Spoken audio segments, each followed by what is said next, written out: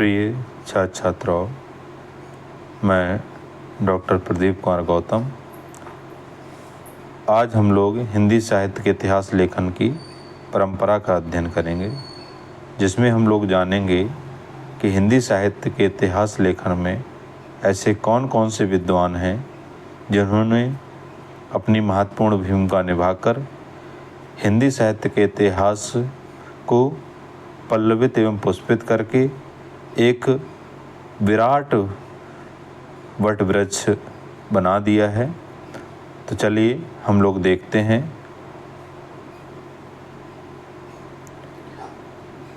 हम लोग देखें तो 19वीं शताब्दी से हिंदी साहित्य के इतिहास पर औपचारिक रूप से विचार विमर्श शुरू हो गया था।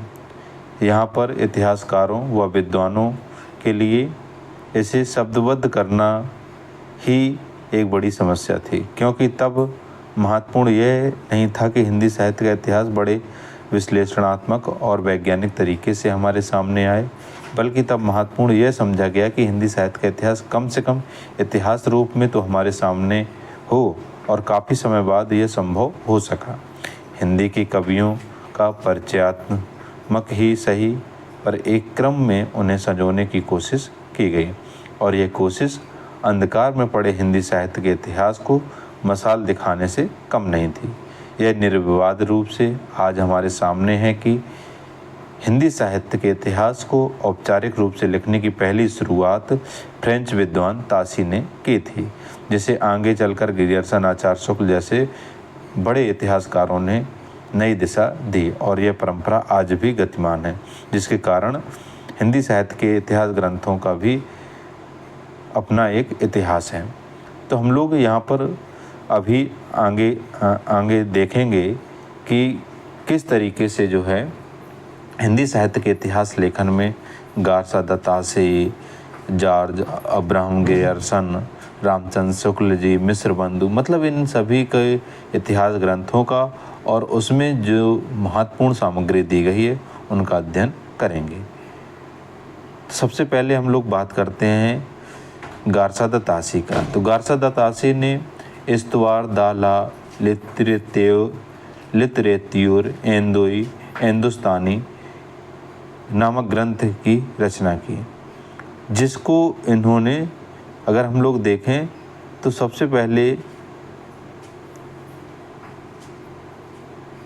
पहले ये 1839 ईस्वी में, कब 1839 ईस्वी में जो है इसका जो है क्या होता है, प्रकाशन होता है।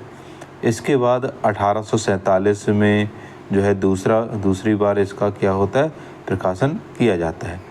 द्वितीय संस्करण जो है 1871 ईस्वी में, अगर आप लोग को थोड़ा समझ में ना आ रहा हो तो 1871 ईस्वी में क्या हुआ, दूसरा संस्करण प्रकाशित हुआ। उनके 3 भाग कर दिए गए, पहले संस्करण की अपेक्षा इसमें वृद्धि की गई। गारसा द तासी ने इस्तवार दा लिटरेत्यूर हिंदुस्तानी नामक ग्रंथ, हमें ध्यान रखना है ये किस, अगर पूछा जाए कि कौन सी भाषा है तो फ्रेंच है भाषा, फ्रांसीसी भाषा में लिखा, और इसमें जो है कालानुक्रम न होकर कवियों का विवरण वर्ण का क्रम अनुसार है। मतलब इसमें अगर हम लोग देखें तो इस ग्रंथ में काल विभाजन का कोई विवरण जो है इसमें प्राप्त हमें नहीं होता है। लक्ष्मी सागर वार्ष्णेय जी ने इस ग्रंथ का अनुवाद हिंदू साहित्य के इतिहास नाम से किया है। ये हमें बहुत अच्छे तरीके से ध्यान में रखना है। इसी में हम लोग आगे देखें तो ग्रेट ब्रिटेन और आयरलैंड की ओरिएंटल ट्रांसलेशन सोसाइटी ने इस ग्रंथ को प्रकाशित किया था। कवियों का वर्णन अंग्रेजी वर्णमाला के अनुसार किया है। इसमें 758 कवि हैं, हम लोगों को ध्यान रखना है, जिसमें सिर्फ 72 जो आपके कवि हैं, कितने, 72 कवि जो है आपके किसके हैं, हिंदी भाषा के। हमें ये बिंदु ध्यान रखना है। नलिन बिलोचन शर्मा ने इसे हिंदी का प्रथम साहित्य इतिहास ग्रंथ माना है। अब इसमें हम लोगों को अगर मूल्यांकन करें इस ग्रंथ का, तो इसमें हम लोग पाएंगे कि त्रुटिपूर्ण परंतु प्रथम महत्वपूर्ण प्रयास। मतलब ये प्रयास के तौर पर तो बहुत महत्वपूर्ण है, लेकिन इसको अगर देखें तो सैद्धांतिक आधार पर तो ये प्रथम ग्रंथ है, लेकिन जब हम वैज्ञानिक दृष्टिकोण के आधार पर, तथ्यात्मक आधार पर देखेंगे तो इसको उतना महत्व नहीं दिया गया है। आगे हम लोग चलते हैं। शिव सिंह सेंगर ने शिव सिंह सरोज की रचना की।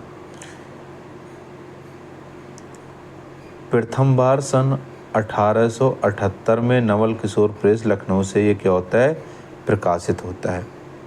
शिव सिंह सरोज के पूर्वार्ध में 338 कवियों की रचनाओं के नमूने संग्रहित हैं। इसमें कवियों का उल्लेख आकारादि क्रम से है। उत्तरार्ध में 103 कवियों का जीवन परिचय आकारादि क्रम से किया गया है। इसमें 687 कवियों की तिथियां भी दी गई हैं, 263 कवियों की तिथियां नहीं हैं। 55 कवि विद्वान कहे गए हैं। शिव सिंह सरोज को हिंदी साहित्य के इतिहास का प्रथम बिंदु कहा जाता है। शिव सिंह सेंगर पुस्तक शिव सिंह सरोज प्रथम संस्करण 1878 में हम लोगों को ये बिंदु ध्यान रखना है कि प्रथम संस्करण कब शुरू हुआ था, तो 1878 में। दूसरा संस्करण 1883 ईस्वी में। अगर हम लोग देखें तो जो अधिकतर साहित्य ग्रंथों में हमें देखने को मिलता है, चूँकि दूसरा जो इनका खंड है वो उसको क्या माना गया है, प्रमाणिक माना गया है, और उसमें कुछ उन्होंने कवियों को जोड़ दिया था। तो उत्तरार्ध मतलब जो बाद का जो संस्करण है 1883, इस तिथि को आप जो है बहुत ध्यान रखिएगा। पूछा जाए कहाँ से प्रकाशित हुआ, तो नवल किशोर प्रेस लखनऊ से। इतना ही इसमें बहुत ही महत्वपूर्ण है। आगे हम लोग चलकर देखें तो आगे आएंगे डॉक्टर जॉर्ज अब्राहम ग्रियर्सन। इनका जो पूरा नाम है, इन्होंने modern vernacular literature of northern Hindustan नामक ग्रंथ का क्या किया, लेखन किया, जिसमें इन्होंने शिव सिंह सरोज की सहायता सबसे अधिक ली है। अब इसमें 951 कवियों का इन्होंने वर्णन किया है, जिसमें 886 कवि शिव सिंह सरोज जी से लिए हैं। इसका जो प्रकाशन हुआ था ये हमें बहुत महत्वपूर्ण है। ये हुआ था 1888 ईस्वी में। अगर हम लोग देखें तो doctor sir George Abraham Grierson पुस्तक the modern vernacular literature of Hindustan, प्रकाशन 1888 एशियाटिक सोसाइटी ऑफ बंगाल की पत्रिका के विशेषांक के रूप में जो है क्या हुआ था, प्रकाशित हुआ। शिव सिंह सरोज का ऋण स्पष्टता स्वीकार किया है इन्होंने। इसकी भाषा अगर हम लोग देखें तो इसकी भाषा क्या है, अंग्रेजी है। क्या है, अंग्रेजी है। इनकी जो भाषा दी गई है वो कौन सी है, अंग्रेजी है। हिंदी कवि हिंदुस्तान से अभिप्राय है हिंदी भाषा भाषी प्रदेश। साथ ही उन्होंने स्पष्ट किया कि इसमें न तो संस्कृत प्राकृत को शामिल किया गया है, न ही अरबी फारसी मिश्रित उर्दू को। 952 कवियों का वर्गीकरण कालानुक्रमानुसार करते हुए उनकी प्रवृत्तियों का स्पष्ट करने का प्रयास किया। काल विभाजन का प्रयास 12 अध्याय, प्रत्येक अध्याय एक काल का द्योतक है। दोषपूर्ण लेकिन प्रथम महत्वपूर्ण प्रयास है। मतलब क्या है, और इन्होंने भक्ति काल को स्वर्ण, सबसे ज़्यादा पूछा जाने वाला प्रश्न, स्वर्ण युग जो है कहा है। ठीक है, तो हम लोगों को ये ध्यान रखना है। आगे हम लोग चलें तो आगे क्या है, पंडित गणेश बिहारी मिश्र, श्याम बिहारी मिश्र, सुखदेव बिहारी मिश्र, ये तीनों क्या थे, सगे भाई थे। मिश्र बंधु नाम से रचना करते थे और इन्होंने मिश्र बंधु विनोद नामक साहित्य इतिहास ग्रंथ लिखा है। यह जो है बहुत ही महत्वपूर्ण ग्रंथ है। पहले 3 भाग 1913 में प्रकाशित हुए, चौथा भाग 1934 में प्रकाशित हुआ। इसमें कुल 4591 कवियों का और लेखकों का वर्णन है। इस रचना का जो प्रकाशन वर्ष है वो है 1883 ईस्वी। कब है, अगर हम लोग इसमें देखने का प्रयास करें तो ये जो इनका जो ग्रंथ है वो बहुत ही महत्वपूर्ण है। क्यों महत्वपूर्ण है? रामचंद्र शुक्ल जी ने भी इससे बहुत अधिक सामग्री अपने इतिहास ग्रंथ में ली हुई है। तो मिस्र बंधुओं में ये पूछा जाता है हमेशा प्रश्न कि मिस्र बंधुओं में कौन वो 3 भाई थे। तो यहाँ पर देखिए आपको नाम दिए गए हैं, इन नामों को आप जो है क्या कीजिए, ज़रूर नोट करके रखिए, जिससे कि आगे चलकर जब भी प्रश्न इससे संबंधित पूछा जाए तो आप आसानी से कर सकें। फिर आगे हम लोग देखते हैं, रामचंद्र शुक्ल ने पहले नागरी प्रचारी सभा द्वारा प्रकाशित हिंदी शब्द सागर की भूमिका के रूप में हिंदी साहित्य का इतिहास लिखा था, जो बाद में 1929 ईस्वी में प्रकाशित हुआ। शिव सिंह सेंगर और जॉर्ज गियर्सन के साहित्यिक ग्रंथों के लिए आचार्य रामचंद्र शुक्ल ने वृत्त संग्रह शब्द का प्रयोग किया है। वृत्त संग्रह मतलब विवरण का जो मतलब वृत्त संग्रह मतलब किसी रचनाकार के बारे में जानकारी उपलब्ध होना, बस इतना मात्र है। फिर आगे है आचार्य रामचंद्र शुक्ल हिंदी साहित्य के इतिहास का 1928 नागरिक प्रचारणी सभा द्वारा प्रकाशित हिंदी शब्द सागर की भूमिका में हिंदी साहित्य का विकास। ये सबसे महत्वपूर्ण प्रश्न पूछा जाता है कि हिंदी शब्द सागर की भूमिका के रूप में किस शीर्षक से इन्होंने जो है लिखा हुआ था इतिहास ग्रंथ। तो आपको ध्यान रखना है हिंदी साहित्य का विकास नाम से सबसे पहले इन्होंने क्या किया था, इसको लिखा हुआ था।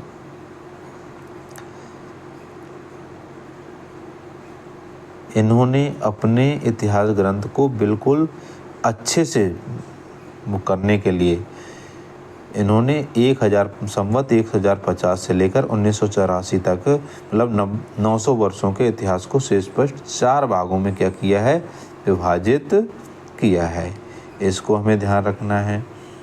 फिर आगे हम लोग देखें डॉक्टर रामकुमार वर्मा की पुस्तक हिंदी साहित्य का आलोचनात्मक इतिहास। इसका प्रकाशन 1958 ईस्वी में हुआ। इसमें 1693 ईस्वी तक के काल को 7 प्रकरणों में प्रस्तुत किया है। संधि काल, चारण काल, भक्ति काल की अनुक्रमणिका, भक्ति काव्य, राम काव्य, कृष्ण काव्य, प्रेम काव्य।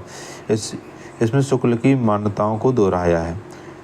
आदिकाल को 2 भागों में बांटा है इन्होंने, संधि काल और चारण काल। ये प्रश्न बहुत अधिक पूछा जाता है। अगर हम लोग देखें इसमें तो ये जो है संधि काल और चारण काल, ये नाम दे दिए जाएगा कि ये नाम किसने दिए हैं, तो आपको ध्यान रखना है।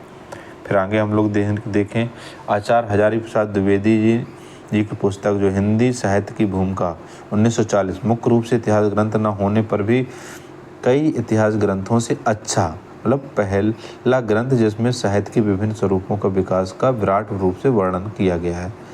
परंपरा को महत्व 10 अध्याय हिंदी साहित्य, भारतीय चिंतन का स्वाभाविक विकास, संत मत, भक्तों की परंपरा, योग मार्ग और संत मत, सगुण मतवाद, मध्य युग के संतों का स्वाभाविक विकास, भक्ति काल के प्रमुख कवियों का व्यक्तित्व, रीत काव्य और उपसंहार।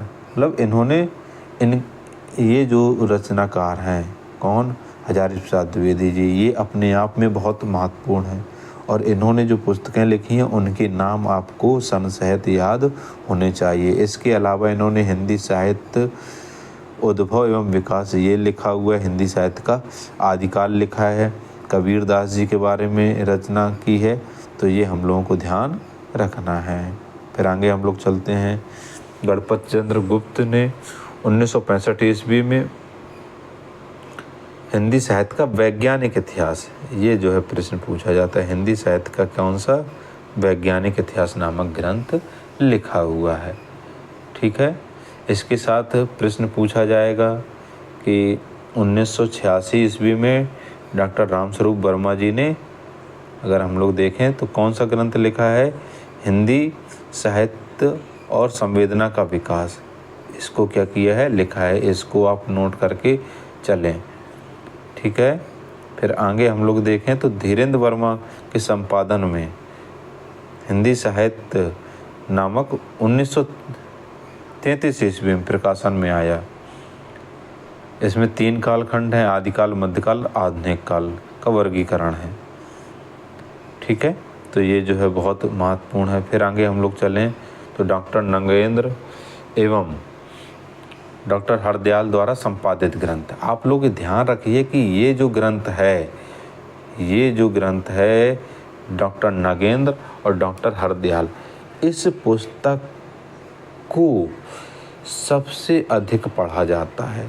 यह पुस्तक आपके नेट, जेआरएफ या आप कोई भी हिंदी साहित्य संबंधित किसी भी विषय की तैयारी कर रहे हैं, साहित्य की तैयारी कर रहे हैं, उसमें ये सबसे अधिक कारगर पुस्तक मानी गई है। इसमें इन्होंने काल विभाजन जो किया है वो किया है आदिकाल, भक्तिकाल, रीतकाल और आधुनिक काल। ये जो है सर्वप्रथम 1973 में नेशनल पब्लिशिंग हाउस नई दिल्ली से क्या हुआ था, प्रकाशित हुआ था। फिर हम लोग आगे चलें तो आगे हम लोग देखेंगे। अब देखिए यहाँ पर क्या है कि यहाँ पर केवल ग्रंथों के नाम और उनके रचनाकारों के नाम और कब प्रकाशित हुए थे, इतना विवरण जो है प्रस्तुत किया गया और यही विवरण हमारे लिए क्या है, महत्वपूर्ण है। तो हम लोगों ने ऊपर क्रम दिया है, ग्रंथ का नाम, ग्रंथकार का नाम, प्रकाशन वर्ष, ये चीज़ें हम लोगों ने दी हैं। तो आप लोग इसको थोड़ा देख लें। तो हम लोग देखते हैं हिंदी कोविद रत्नमाला 2 भागों में श्याम सुंदर दास ने इसको लिखा हुआ है। प्रथम भाग 1909 में और दूसरा भाग 1914 में प्रकाशित हुआ। ए स्केच ऑफ हिंदी लिटरेचर पादरी एडविन ग्रीव्स ने जो है लिखा, 1971 में प्रकाशित हुआ। ए sketch of Hindi literature FEK Frank E.K इन्होंने 1920 ईस्वी में लिखा। ब्रज माधुरी सार ब्योगी ने लिखा 1923 में। हिंदी साहित्य विमर्श पद्मलाल पुन्नालाल बख्शी ने लिखा 1923 ईस्वी। हिंदी साहित्य का संक्षिप्त इतिहास रामनरेश त्रिपाठी ने लिखा 1923 ईस्वी। हिंदी भाषा का विकास श्याम सुंदर दास जी ने लिखा है 1924 ईस्वी। हिंदी के मुसलमान कवि गंगा प्रसाद सिंह अखौरी ने लिखा है 1926 ईस्वी। सुकवि सरोज गौरी शंकर द्विवेदी जी ने लिखा है 1927 ईस्वी। कविता कौमुदी रामनरेश त्रिपाठी जी ने लिखा है 1928 ईस्वी। इससे आगे हम लोग और ग्रंथों को देखते हैं। अगर हम लोग देखें हिंदी भाषा एवं साहित्य श्याम सुंदर दास जी ने 1930 में। हिंदी साहित्य का विवेचनात्मक इतिहास सूर्यकांत शास्त्री 1930। हिंदी भाषा और साहित्य का विकास अयोध्या सिंह उपाध्याय हरिऔध 1931। हिंदी साहित्य का उपोद्घात ये जो है मुंशी राम शर्मा जी ने 1931 में। हिंदी साहित्य का इतिहास डॉक्टर रमाशंकर शुक्ल रसाल जी 1931। हिंदी साहित्य का इतिहास डॉक्टर ब्रजरत्न दास 1932 ईस्वी। आधुनिक हिंदी साहित्य का इतिहास कृष्ण शंकर शुक्ल 1934 ईस्वी। साहित्य की झांकी गौरी शंकर सत्येंद्र 1936 ईस्वी। पुरातत्व निबंधावली डॉक्टर पंडित राहुल संकीर्तन 1937। हिंदी साहित्य का सुबोध इतिहास बाबू गुलाब राय 1937। ये जो है कई बार पूछ लिया जाता, तो इसको आपको क्या करना है, नोट करके सही से रखना है। हिंदी साहित्य का संक्षिप्त इतिहास गोपाल लाल खन्ना 1938 ईस्वी। आगे हम लोग देखते हैं और भी कौन कौन से ग्रंथ है। फिर है आपका modern Hindi literature. Modern Hindi literature किसने लिखा, डॉक्टर इंद्रनाथ मदान जी ने 1939 में। राजस्थानी साहित्य की रूपरेखा मोतीलाल मेनारिया जी 1939 में। हिंदी साहित्य का रेखा चित्र उत्तम चंद्र श्रीवास्तव 1940 में। खड़ी बोली हिंदी साहित्य का इतिहास डॉक्टर ब्रज रत्न दास 1941 में। आधुनिक हिंदी साहित्य लक्ष्मी सागर वार्ष्णेय जी ने, देखिए कौन है, वार्ष्णेय, ठीक है ना, तो हमें इनको ध्यान रखना है। तो ये जो है कब है, 1941 में। आधुनिक हिंदी साहित्य का विकास डॉक्टर कृष्णलाल 1942 में। हिंदी साहित्य 20वीं शताब्दी आचार्य नंदुलाल वाजपेयी 1945। हिंदी काव्यधारा राहुल संकीर्तन, ये जो है कृति बहुत महत्वपूर्ण हो जाती है। हिंदी काव्यधारा 1944 में। हिंदी वीर काव्य डॉक्टर टीकम सिंह तोमर 1945 में। रीत काव्य की भूमिका ये बहुत ज़्यादा पूछी जाती है रचना, इसको भी नोट करके रखिए। रीत काव्य की भूमिका डॉक्टर नगेंद्र और 1949 में। आधुनिक हिंदी साहित्य आचार्य नंद दुलारे वाजपेयी 1950 में। तो हम लोग चलते हैं आगे। तो ये आपकी कुल रचनाओं में नीचे का क्या रह गया, कुछ हिस्सा यहाँ पर जो है क्या हो गया है, छूट गया है। तो उनको हम लोग जो है अगले वीडियो में जो है क्या होंगे, अगले वीडियो में क्या करेंगे, देख लेंगे, ठीक है ना। अगले वीडियो में आप लोग साथ में जुड़े रहें, लगातार पढ़ते रहें। आपके लिए आज की तरीके से आगे भी बेहतर सामग्री लेकर आते रहेंगे। आप लोगों को वीडियो अच्छा लगा हो तो चैनल को लाइक सब्सक्राइब ज़रूर करें, साथ ही अपने मित्रों को शेयर अवश्य करें। आप सभी का बहुत बहुत धन्यवाद।